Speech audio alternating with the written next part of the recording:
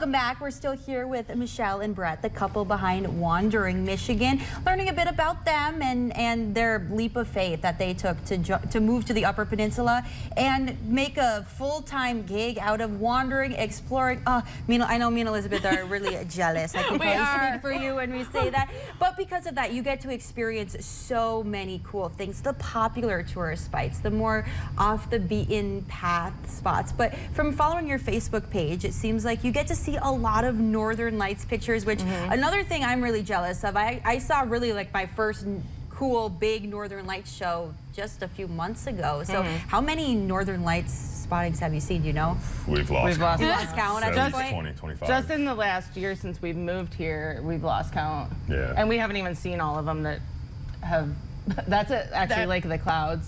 It's so beautiful. And what I've noticed, again, by following you, is you'll stay out all night long. Yeah. So this isn't a, oh, hey, we heard the Northern Lights are out. This is, I'm camping out for the next 9 hours and gonna see what the universe gives me. Yeah, we've gone from sundown to sunup several times. But I mean, sometimes that's the only way you're gonna catch them too. Sure. Because you don't necessarily know. And that's right down the road from us. And then you get those cool time-lapse videos, because that's the best part about the Northern Lights, is that like every millisecond of the sky, it looks different. Yeah, it's always changing. So that's why we never get bored going and watching it, because it's always different. But this year's been just crazy with the Northern Lights.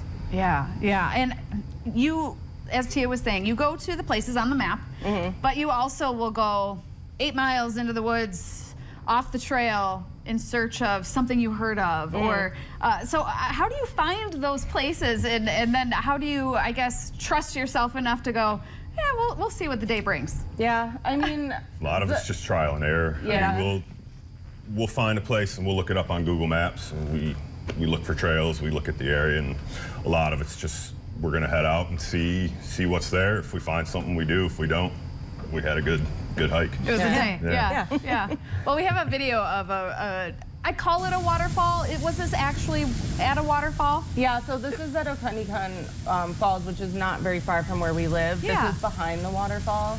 Did you get a little wet getting this shot? Yeah, it's pretty cool though. You can go behind it here, and there's a little cave, and especially in the winter, they look different day to day.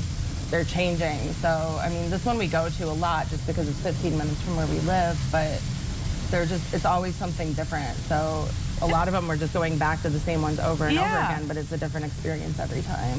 And obviously what you post on Facebook, it's going to be your successful adventures, ones with outcomes like this. And on social media, it's so easy to look at a page, look at a couple like you and think, oh, they have it made, they have it all, they're doing this, and it's really cool. But I can imagine that there are some challenges behind the scenes that go along with it. What might some of those challenges be? We've had tons of misses. I mean, there's waterfalls we've tried to make it to unsuccessfully. Some we go back and, well, we usually go back and retry.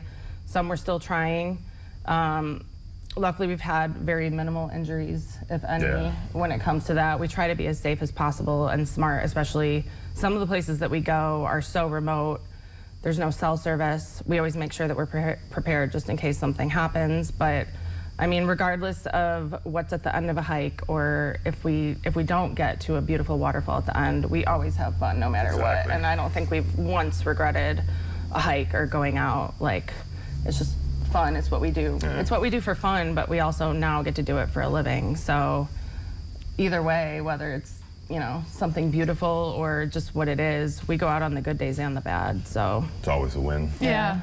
And you've really opened yourself up on your Facebook page, and people seem to really respond, and they're inspired by what you're doing. What is some of the reaction that you're getting from people that are supporting you? We get a lot of messages. We get a lot of comments. We try to read all of them. We try to respond to all of them. But I mean, a lot of what we do is for the people who can't do it, the people who are limited on their abilities to hike, or they can't make it up here, but they still want to see the beauty.